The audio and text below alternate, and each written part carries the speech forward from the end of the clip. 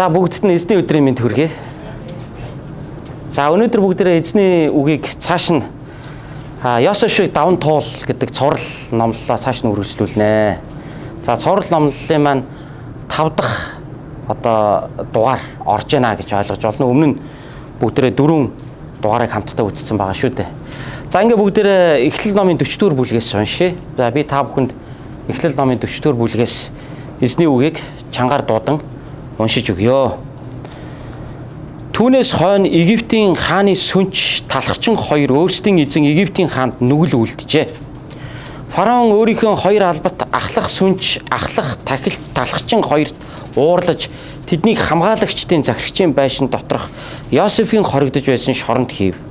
Хамгаалагчдын захирагч Йосефийг тэдэн дээр нэмж оруулсанд Йосеф тэдэнд үйлчилжээ. Тэд хэсэг хугацаанд хорионд байв. Шоронд хоригдож байсан Египтийн хааны сүнч талхчин хоёр нэгэн шөнө хоёулаа зүүдэлсэн бөгөөд тэр хоёрын зүүдний совин өөр өөр байлаа. Йосефийг өглөөгөр тэдэн дээр орж ирээд харахад үзэгтэн тэд их гунигтай байв. Йосеф эзнийхээ байшинд өөртөө хамт хорионд байгаа фараоны хоёр албатаас өнөөдөр та хоёрын царай яагаад ийм дүнсгэр муу харагдана вэ гэж асуусанд тэд бид хоёулаа зүүдлээ. Харин түүнийг тайлах хүн алга гэсэнд Йосеф тэдэнд тайлал нь бурхных биш үү? Надад яриачтэй гэв. Тэгээд ахлах сүнч зүүдээ Йосефт ярьсан нь миний зүүдэнд харах тун өмнө минь усан үзмийн мод байв. Тэр мод 3 мөчөртөө бөгөөд ургаж дэлгэрээд усан үзэн боловсрчээ. Тэгээд миний гар дээр фараоны аяга байх ба би усан үзэм авч фараоны аяганд шүүсийг шахаж хийгээд тэр аяга фараоны гарт өгч байлаа гэв. Йосеф түүний тайлал нь гэвэл 3 мөчөр нь 3 өдөр юм. Фараон 3 өдрийн дотор тэргүүнийг тань өргөж хуучин албанд тань дахин оруулна. Тэгэд та урд түүний сүнч байх үедээ хийдэг байсан ёсоор фараоны аягыг дахин гарт нь барих болно. Бүх юм чинь сайн болбол намайг дурсан санаараа. Надад нинжин сэтгэл гарган фараонд миний тухай дурдж энэ газараас намайг гаргаж өгнө. Үннээ хэлэхэд би еврейчүүдийн нутгаас хулгайлагдсан. Тэд намайг гянданд суулгах ямар ч хэрэг би хийгээгүй гэжээ. Түүнийг сайнаар тайлахыг ахлах талхчин хараад Йосефт харах тун бас миний зүүдэнд толгой дээр минь цагаан талхтай 3 сагс байсан. Дээд талын сагсанд нь фараонд зориулж жигэнсэн янз бүрийн жигэнсэн бүтээгдэхүүн байлаа. Гэтэл шууд миний толгой дээрх сагснаас түүнийг авч идэж байсан гэсэнд Йосеф түүний тайлал гэвэл 3 сагс нь 3 өдөр юм. 3 өдрийн дотор фараон тэргүүнийг тань биеэс чинь авч модонд үлгэхэд шууд махыг чинь идэх болно гэв. 3 дахь өдөр нь фараоны төрсөн өдөр байв.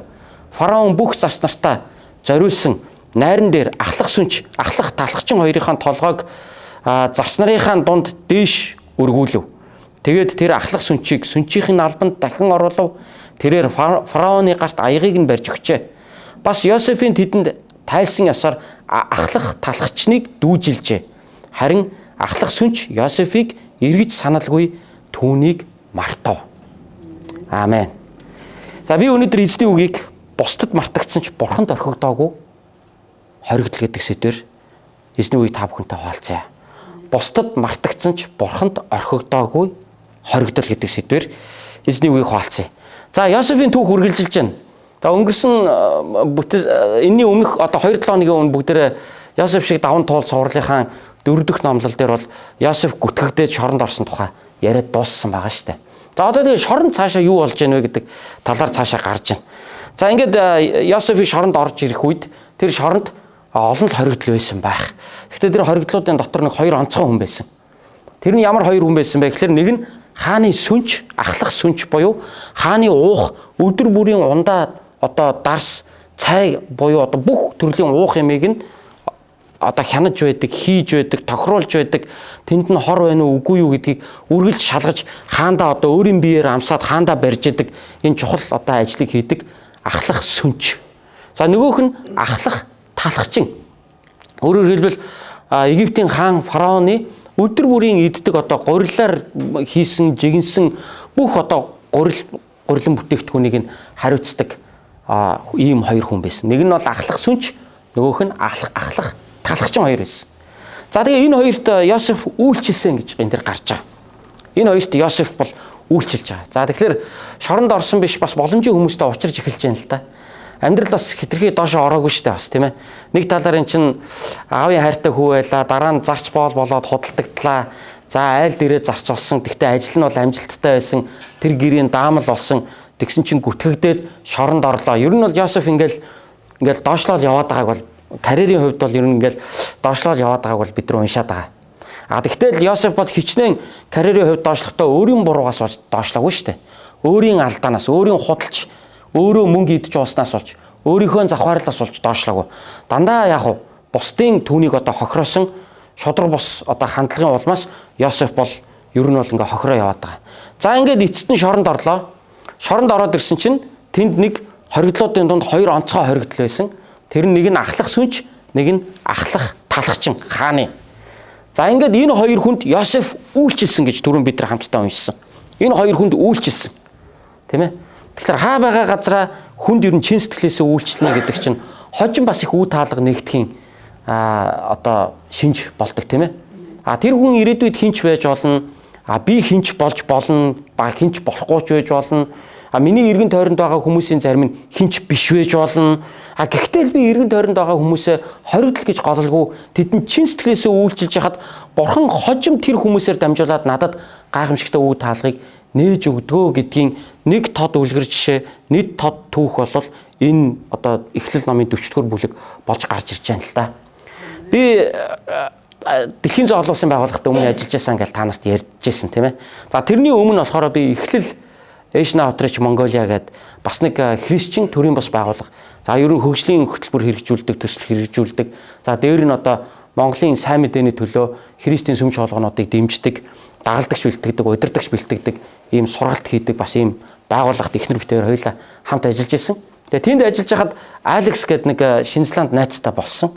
Тэгээ Алекс гэдэг найз маань болохоор Шинзланд улсаас Монголд ингээд илгээлтийн эзэн буюу миссионер болоод ирсэн.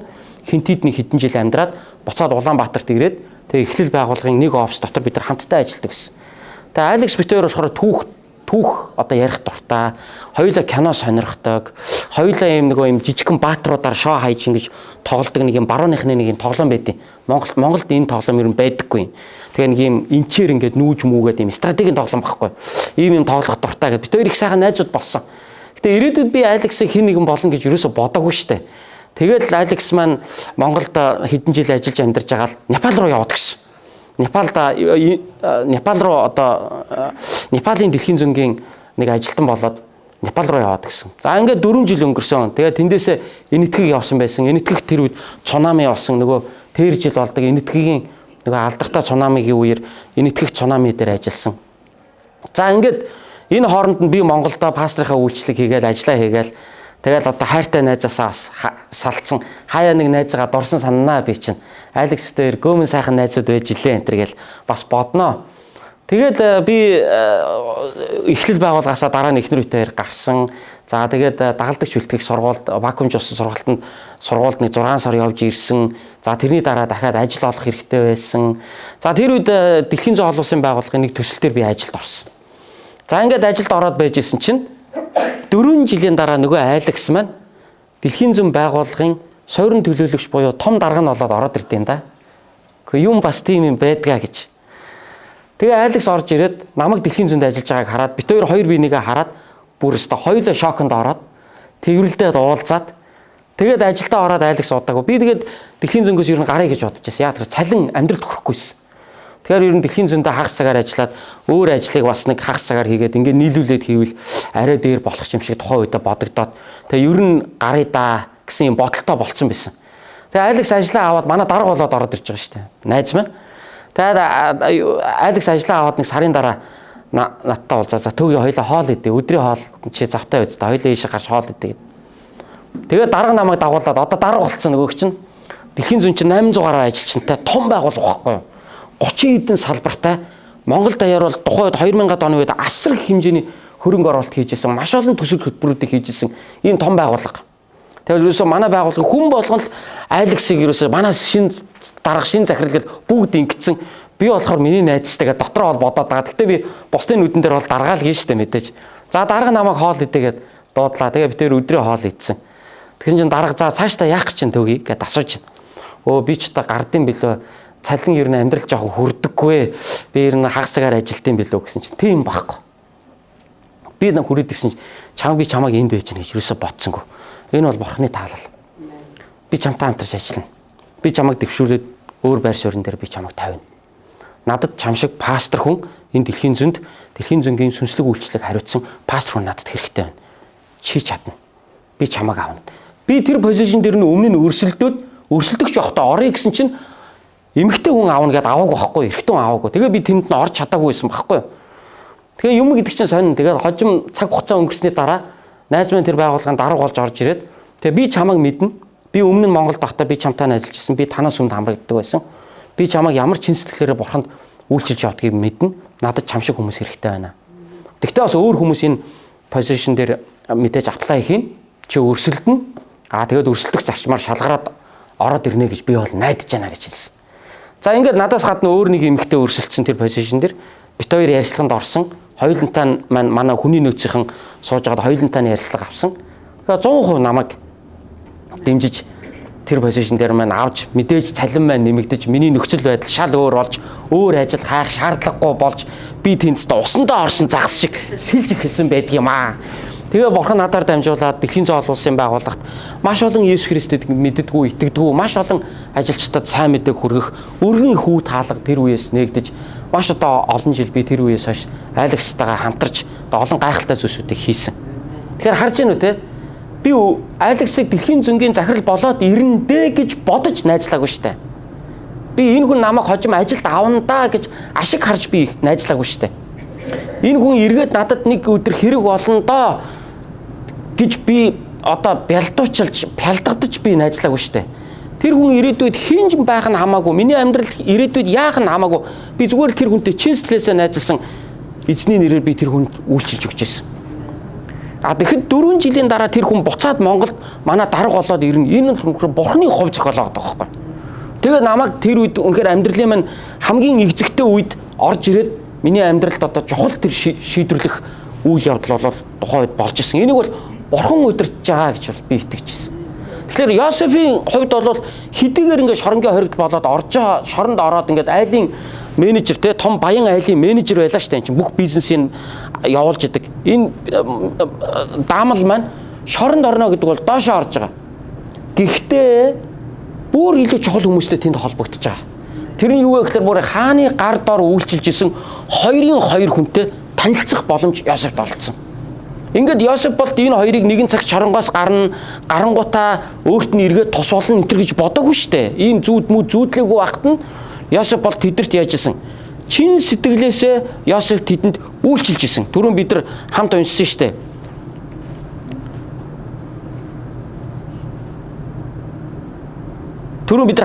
За тэр ишлэл дээр байна тийм ээ. Фараон өөрийнхөө хоёр албат ахлах сүнч ахлах талхчин хоёрт уурлаж тэднийг хамгаалагчдын захирагчийн байшин доторх Йосефийн хоригдож байсан шоронд хийв. Хамгаалагчдын захирагч Йосефийг тэдэн дээр нэмж оруулсанд Йосеф тэдэнд үйлчилжээ гэж 4-р ишлэлдэр бид хамтдаа уншлаа штэ. Тэгэхээр ирээдүйд юу болохыг мэдэхгүй зүгээр л Йосеф өмнөө байгаа зүйлээ чин сэтгэлээсээ хийсэн. Гэтэл энэ хоёр хүний хувь тавилан өөрчлөгдөхийн цагт хожим Йосефийн амьдрал энийг дагаад өөрчлөгдсөн юм гайхалтай үйл явдал болж байгаа юм л да. За тэгээд энэ хоёр нэг өдөр зүүдэлсэн өглөө өрөөнд нь яваад орсон камерт нь одоо бидний хэллээр бол нөгөө шоронгийн хоригдл хордог камерт нь өглөөний цай маягийг өгөх гээд орсон уу яасан тийм ээ эсвэл тэр одоо муу усных нь одоо хувь мовингийн сольж малих гээд ус мосын шинжилж сольж малих гээд ямар ч байсан л нөгөө нэг ажиллаа хийх гээл Йосеф өрөөнд нь яваад орсон чинь нөгөө хоёр чинь хоёр бараасан юм сууж исэн. Яасан бэ та хоёр чинь ингээ асуусан чинь бит хоёр хоёулаа урч нэг зүүдлээд. Юунд нь санаа зовдیں۔ Зүүдлсэн бол тайлал нь бурханд байгаа шүү дээ. Бурхан өөрөө тайлна шүү дээ. Тэгээ нөгөө хоёр чинь Йосеф зүүдээ ярьсан. Эхлээд ахлах сүнч одоо Йосеф зүүдээ ярьсан тийм ээ. Усан үзмийн 3 мөчр байгааг би харсан. Тэгээ тэр мөчрнөөс жимс аваад шахаад аяганд хийгээд жүүс олгоод шүүс олгоод буцаагаад би фараон хааны гарт би бариулж гин гэж би зүүдлээ гэж хэлсэн. Тэгин чи Йосеф юу гэж хэлсэн бэ гэхээр за зүүдний тайлч энэ байна. 3 мөчр гэдэг чинь 3 хоногийн хэлж байна. 3 хоногийн дараа та хуучин албандаа буцаад томилогдох юм байна. Тэр цагт намайг битээ мартаараа. дэвшгийн цагт намайг битгий мартаарай гэж. Уул нь бол гуйсан. За тэгсэн чинь нөгөөх нь ч гэсэн заа гэд. За тэгээд тэрийг сонсон нөгөө талхчин тэгвэл миний зүудний тайллыг хэлээдэг байж. Тэгээ юу зүудснээ талхчаа ярьсан. Миний толгой дээр 3 сагс байна. Хамгийн дээдлийн сагсанд нь ийм цагаан өнгийн ийм талхнууд байна, тийм үү? Төрөл бүрийн гурилаар жигинж хийсэн гурилан бүтээгдэхүүнүүд байна. Бекри байна. Одоогийнхоор бол одоо бекринүүд байна. Тэгсэн чинь шуунууд ирээд тэрийг ингээд тоншоод идэж гин гэж би зүудлээ гэсэн чинь Йосеф бас хэлдэг. 3 сагс гэдэг бол ялгаагүй 3 өдрийг хэлж байна. Та фараон хаанда буцаж үйлчлэхгүй юм байна. Тэд нар таны толгой дээрээс шуунууд ирээд тоншиж исэн шиг фараон таны толгойг авна. Тэр үед шуунууд таны махыг чи идэх юм байна гэж хэлсэн маа. Аимшигтай тайлал хэлж байгаа. За нэг нь баярлаж, нэг нь бүр өстө гунигэлж одоо бурхны нэг талаар хүслийг энэ хоёр хүн зориулсан бурхны хүслийг бол ингээд маш тодорхой хэлсэн. 3 хоногийн дараа яг хэлснийхэн дагуу болж байгаа. Фараоны төрсөн өдөр болсон.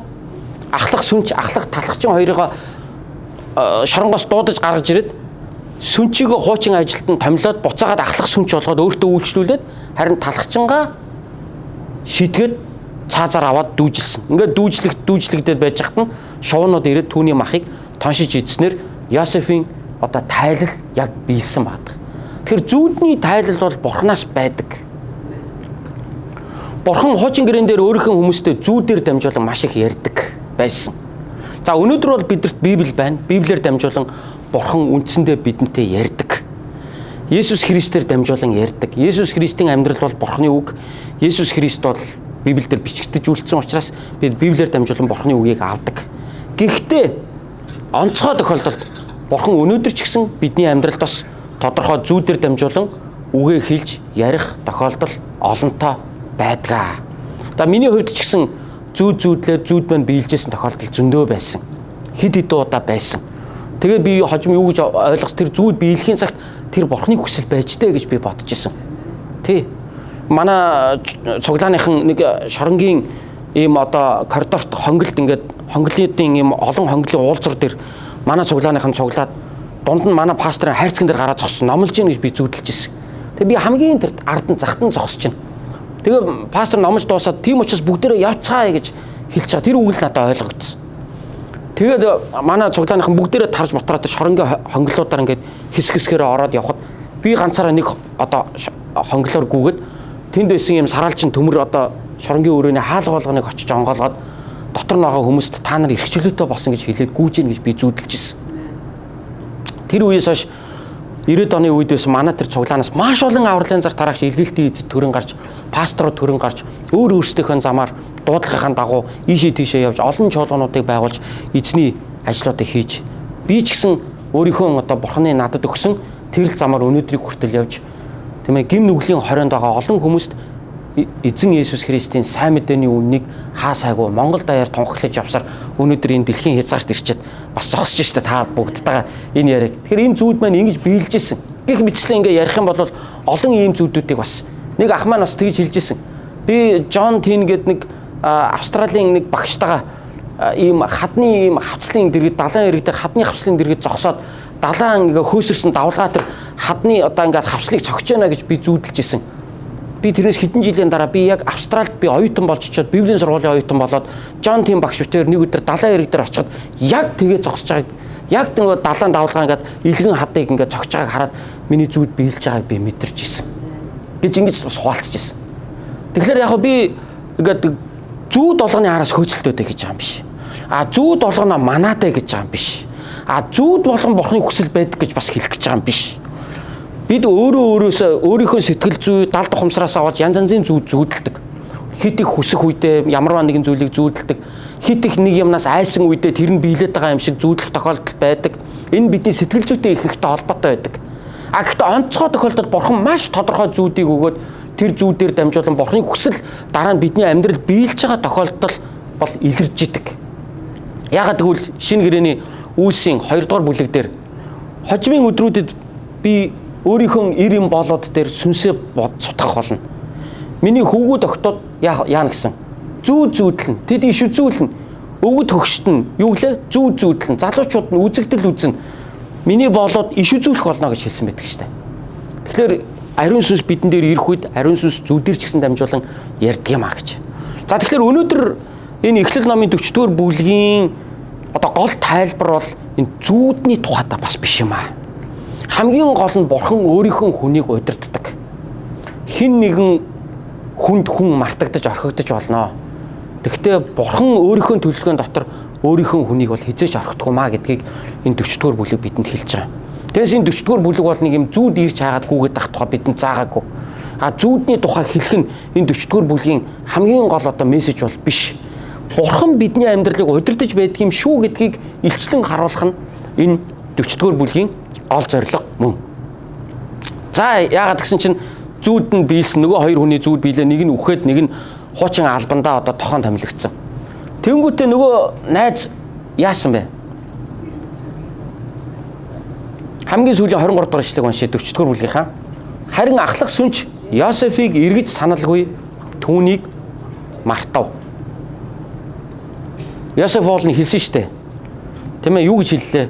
Бүх юм чин сайн болбол намайг дурсан санаараа. Надад нинжин сэтгэл гарган фараонд миний тухай дурдаж энэ газраас намайг гаргаж өгнө үү? Үннээ хэлэхэд би еврейчүүдийн нутгаас хулгайлагдсан. Тэд намайг гянданд суулгах ямар ч хэрэг би хийгээгүй гэж хэлсэн штэ. Гуйсан штэ. Тэгсэн чинь өөрийнх нь юм бүтэмжтэй болохын цагт жаргалдаа ташуураад алга болсон. Найзгаа мартсан. Өөрт нь шоронд өчнөөн жил хамт үйлчилж зовлон жаргалаа хамтдагж явсан найзгаа өөрөө өөдлөд ирэхин цагт мартцсан. Та хэнийг ингэж хандж ирсэн биш үү? Тийм ээ, ядарч явах чинь тусалж ирсэн нэг хожим сайн болонгуудаа мартчихсан тохиолдол байдаг уу юу танд? Эсвэл хэн нэгэн танд бас ингэж хандж ирсэн үе байсдаг уу юу? Тийм ээ. Та ингээл тосолж ирсэн. Гэтэл ингээд сайхан явахын цагт эргээд таныг найз байгаачгүй юм шиг. Бүр ямар ч харилцаа холбоогүй ингээд болцдог тохиолдол бас байдаг. Тэр үед бид нар заримдаа нэг гондох сэтгэл төрдөг дөө. Нэг хаягдцсан юм шиг, орхигдцсан юм шиг. Нэг хүнээр ашиглагдаад алтын аваад авдрыг хайцсан. Би нэг хоосоо авдар болоод үлдсэн юм шиг. Хамаг алтын маань авцсан юм шиг. Хэрэг болохоор найзаа гэж гүүж ирээл өчнөөн зовлонгоо баахан яриад баахан залбируулж аваад хамаг залбирлынхаа хариултанд биелээд бүх юм сайхан болохын цагт эргээд ядаж залбирлынхаа хариултыг авлаа шүү гэдгээ ч хэлэхгүй тэр чигээр тэгээд жаргалдаа ингээд ташуураад нисээ явцсан.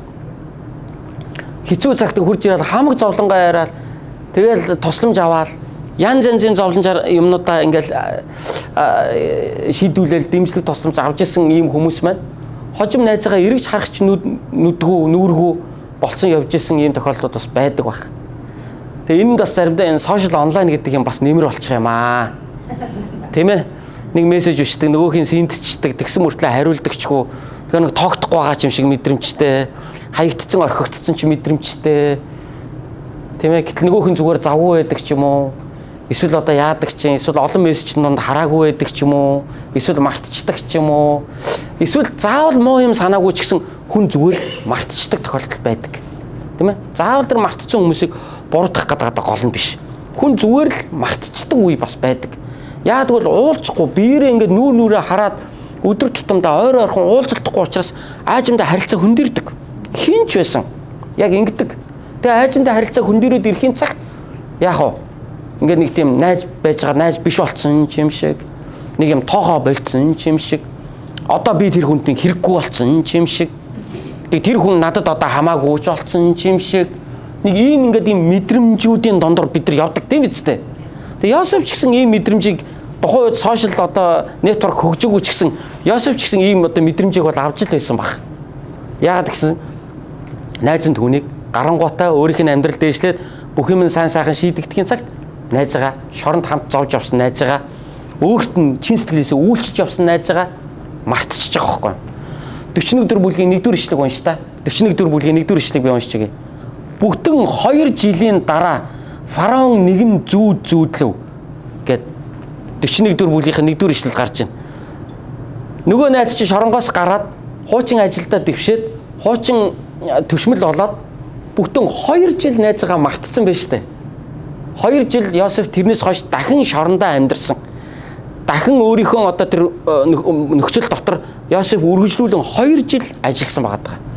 Ингээд харах юм бол Йосефийн хувьд бол одоо түүний хувьд үнэхээр мэдрэмж ямар байсан.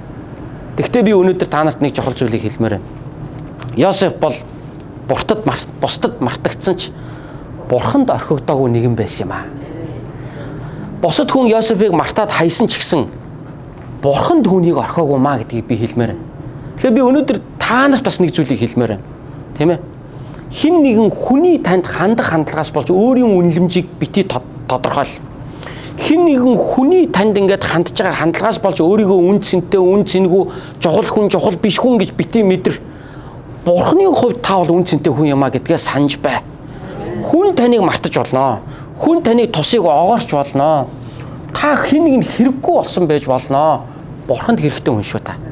Бурханд үн цэнтэй хүн шүү та. Бурхан танд хайртай шүү. Бурханы хувьд та үн цэнтэй. Бурхан таныг мартаагүй. Бурхан таныг орхиогүй. Бурхан таныг хаяагүй гэдгийг санаарай.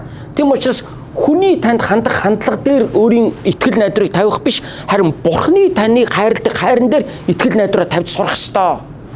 Хүний танд хандж байгаа хандлаган дээр итгэл найдраа тавих юм бол та үргэлж сэтгэл санааны хувьд өксөж уруудах болно. Нэг өдөр баярлалах хэвээр амар хайрлуулсан хүн шиг хэвээр хорвоогийн хамгийн онцгой хүн гэж өөрийгөө мэдрэл нэг өдөр байхгүй бараг үхээд үгийгэмээр л одоо хинч биш болсон мэдрэмж аваад тэгэхээр энэ болгондоо уурлаад уцаарлаад өксөж уруудаал хажуудаа байгаа хүнээ зовоогоод ингээд яваад ах юм бол одоо энэ амьдрал гэдэг чинь юу болох вэ? Нөгөө бидэнд өгсөн Бурханы дуудлага юу болох вэ? Харин бид хүний надад яаж хандж ийн гэдэг дээр анхаарал хандуулахаасаа илүү Бурхан надад яаж ханддаг вүлээ гэдэг дээр бид анхаарлаа хандуулж явах нь маш чухал юм аа. Энэ үеэс хойш 2 жил Йосеф гүрийсэн шүү. Тэгэхээр Бурхан бас бидэрт заримдаа цаг хугацааг өгдөг. 2 жил гүрийсэн нь ч онсон. Яа тэгвэл 2 жилийн дараа хаан зүүдэлж байгаа байхгүй юу? Хаан зүүдлээд хааны зүүдийг тайлах хэрэгтэй болж байгаа. Энийг бүгдээрээ дараагийн бүтэн сайн өдөр үзнэ. Тэр үед нөгөө найз нь шорон нэрэ гэд миний зүүдийг тайлж гисэн нэг найз гэд 2 жилийн дараа гинт санаж байгаа. Үнэн мартамгай нөхөр юм аа энэ. Ямар нэгэн биенд нь эрдэс бодис дотогдсон нэг юм нэг Альцгеймертай болж исэн үү энэ нөхөр тийм ээ одоо нөгөө мартаг өвчин байдаг үстэй тий энэ ямар нэгэн эрдэс бодис дотогдаад битмийн авч чадахгүй санах ойн сайн ажиллахгүй Альцгеймер тусч исэн үү энэ нөхөр эсвэл тий арай тэгээгүй бахаа гэж би найдаж байна. Арай тэгээгүй хэлгүү дээ гэж бодож байна.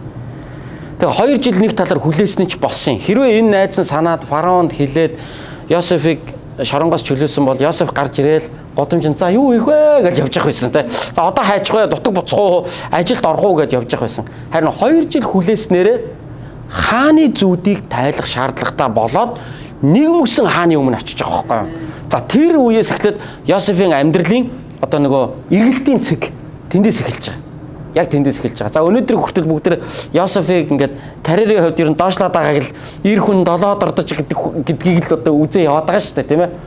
За өнгөрсөн дүүгүүдийг ингээд дүгнэж харах юм бол Йосеф анх 17 нас хүртлээ бол хайрлагдсан хүү байлаа. 17 наснд хүрснийхаа дараа худалдагдсан боол боллоо.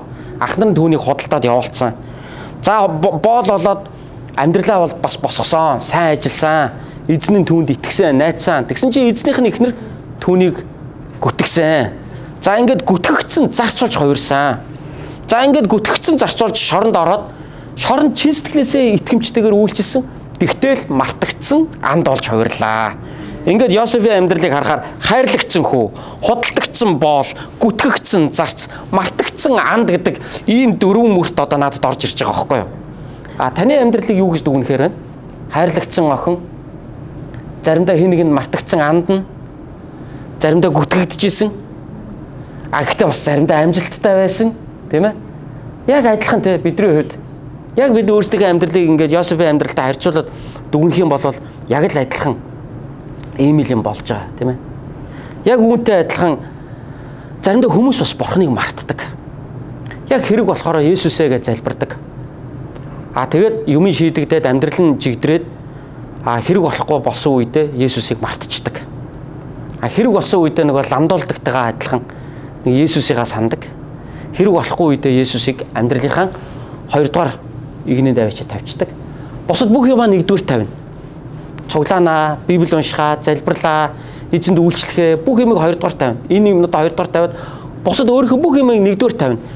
Тэгээ дөө 1-дүгээр тавиад явж исэн юмнууд нь болохгүй болоод ирэхин цагт нөгөө цуглаан хаана, пастор хаана нэг залбируулах хэлээ гэд. Эсвэл одоо нөгөө юу хаана Есүс минь би ямар нүгэл хийж байна намайг уучлаа гимшээ гэдэг. Тэгээ нэг хэсэг явна. Тэгээ гайгүй болоод ирэхээр алга болно. Хин нэгэн хүн танд ингэж хандж исэн гэдэгтэй адилхан Есүст бид бас заримдаа ингэж ханддаг. Есүс бид бүгдийн төлөө амиа өгсөн. Есүс бид бүгдийн төлөө үйлчилсэн. Есүс бид бүгдийн хувь тавилан шийдэж өгсөн. Есүс бидний гэм нүглийг уучлсан. Есүс биднийг аварсан. Есүс бол бидний амьдралын эзэн, бидний хончин. Есүс бол аврагч. Гэтэл заримдаа Есүсийг бид нар мартчихдаг. Есүсийг бид нар амьдралаасаа гаргаад өөрийнхөө жаргалдаа ташаардаг. Махан биеийн хүслээрээ амьдардаг. Тийм ээ? Тэгээд амжилтанд хүрснээ өөрөө амжилтанд хүрчлэгээ ойлгочдөг. Энэ Бурхны тус байсан гэдгийг заримдаа мартдаг, талархаа мартдаг. Ингээд явдаг баг. Яг л Йосефт хандсан найз шиг бид заримдаа өөрсдийн эзэн Есүс Христэд, өөрсдийн Бурхан эзэндээ, өөрсдийнхөө итгэл үнэмшилтэд заримдаа иймэрхүү улирлын чанартай орон гарan байдлаар хандах тохиолдол байдаг босоо. Тийм учраас бид ингэж болохгүй маа. Бид ямар ч үед эзэн Есүсээ санаж, түүний тус дэмийг үргэлж талархаж, түүнийг магтан дуулж, үгээс нь суралцсан эзэнтэй хамт алхах ёстой. Есүс юу гэж хэлсэн байдаг вэ? Та нар мэдэх үү? Би та нарыг энэ үеэс хойш зарч боол гэж дуудахгүй. Та нар бол миний анд юм а гэж хэлсэн байдаг. Та нар бол миний найзууд юм а гэж хэлсэн байдаг. Ямар ч эзэн өөрийнхөө боолдоо юу хийх гэж байгаагаа хэлдэггүй маа. Харин би юу хийх гэж байгаагаа та нарт ингээ бүгдийг нь ярьчлаа. Би та нарын анд байгаа үстэй. Найзууд бие биендээ ингээ сэтгэлээ нээж юм а ярьдаг үстэй. Миний амьдралд юу болохыг, би юу хийх гэж байгаагаа та нарт одоо би бүгдийг нь ноолгоо ярьсан. Би та нарын анд биш үү? Би та нарын найз чинь юм а. Би та нарыг найз гэж цаашдаа дуудах болно. Та нар бол үндэ миний зарч боол биш, миний анд юм а гэж хэлсэн. Гэтэл андыгаа бид мартдаг шүү дээ. Гэтэл бидний төлөө амиа өгсөн тэр андыгаа бид нар мартдаг. Бид нар махан биеийн энэ хороод ирэх зарим сайн андыгаач мартчихдаг. Жинхэнэ эзэн, жинхэнэ бидний сүнслэг анд болох Бурхнааш бид нар мартдаг тохиолдол бас байдаг. Тийм болохоор өнөөдөр бид энэ Йосефийн энэ түүх болох Йосеф шиг даван туул. Йосеф ингээд даван туулаад яваад байгаа юм тийм ээ. Олон зүйлийг Йосеф даван туулж штэ. Түүний энэ даван туулан амьдарч буй энэ амьдралын энэ цуврал энэ номлолоос өнөөдөр бүгдээрээ бусдад мартагдсан ч Бурханд орхигдоогүй хоригдл гэдэг сэдвээр эзний үгийг бүгдээ хамтдаа үзлээ. Тэгэхээр хэн нэгэн энэ хорвоо дээр таныг орхижсэн байж магадгүй, мартчихсэн байж магадгүй, та хаягдчихсэн байж магадгүй. Бурхан таныг орхиогүй шүү. Бурханд та үн цэнтэй шүү. Тэгж одоо эзнийг битгий мартаараа. Та өөрөө бас хэн нэгний тусыг одоо ис санан мартчихсэн бол магадгүй та гэмшээрэй. Гэхдээ хэн нэгний гэхээсээ илүүтэй би бүр эзнийг тухай өнөөдөр таньд ярих гэсэн. Миний хамгийн гол ярих гэсэн зүйл бол заавал хэн нэгнийг санаал хэн нэг нь тусалсан нэгэнд эргээд хариуг нь өгөөл хариуг нь барайл инг гэдэг утгаараа би өнөөдөр энийг яриаг байна. Гол нь биднийг аварсан, биднийг ивээсэн, бидэнд үйлчилсэн, бидний төлөө боол олж орж ирээд тэгээд бидэнтэй хамт нэг төвшнөөс бидний төлөө бидний хөлийг угааж загалмаа өхөл хүртэл доолууртай байсан тэр даруй андыгаа бид мартаж болохгүй юм аа. Тийм ээ? Бид түүний үгийн дагуу бид явах ёстой. Бид түүний үгэнд доолууртайгаар бид нар амьдрах ёстой юм аа. Бид нар өмнө 4 сэдвэр сурсан. Бурхан ичхүүр ихтэй арилганаа гэд. Йосеф ихэс төрөхдөө ээж нь хүүхэд төрүүлдэггүй гэдэг тэр ичхүүр арилсан. Нас бурхан бидний ичхүүрийг арилгадаг гэдэг сэдвэр бүгдээ хамтдаа суралцсан. Дараа нь ахнар нь Йосефт атаархажсэн. Тэгвэл бид атаархаж болохгүй гэдэг сэдвэр 2 дугаарт нь сурсан. 3 дугаарт нь хэдийгээр ахнар нь атаархаад Йосефийг Египт рүү боол олгоод зараа явуулсан ч гэсэн бүх зүйл бурхны төлөвлөгөөнд ор байдаг гэдэг утгаараа өнөөдөр бидний амьдралын бүх зүйл бурхны төлөвлөгөөнд ор байдаг гэдэг сэдвэр хамтдаа суралцсан. Энэний өмнөх 7 хоногт нь болохоор итгэмжит боолын жинхэнэ ялалт гэдэг сэдвэр бүгдээ хамтдаа сурсан. Яагаад гэвэл Йосеф бол эзнийг хуураагүй, мэхлээгүй, итгэмжит байсан.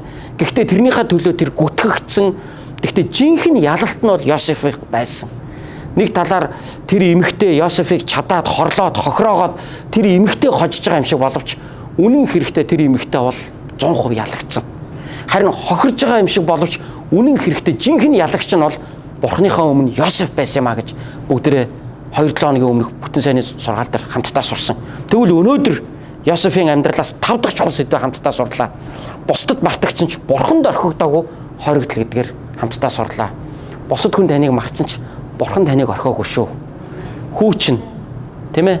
Эсвэл охин чинь, эсвэл ах чинь, эгч чинь, аав чинь ээж чинь мартаж болно. Анд найз чинь мартаж болно. Хан чинь таныг мартаж болно. Бурхан танаас ураагүй шүү. Бурхан таныг мартахгүй. Бурхан үргэлж тантай хамт байх болно. Тийм учраас Есүст үргэлж итгэл найдвараа тавиараа. Есүсээс үргэлж залбираарай. Есүсийн үгэнд дуулууртай байгаарай. Есүс эзэн биднийг үнэхээр эвээх болно. Амен. Халелуя. Хамтдаа залбирцгаая.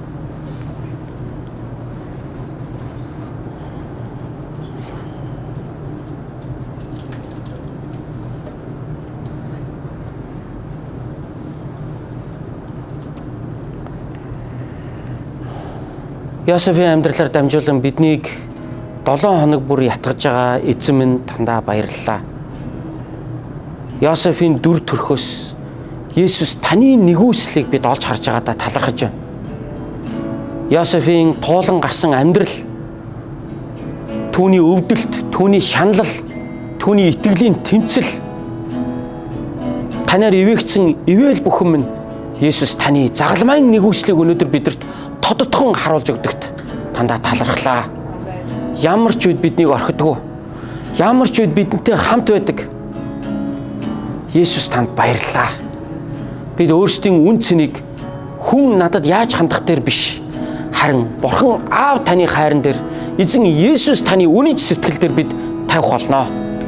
Есүс та үргэлж бидэнтэй хамт байдаг.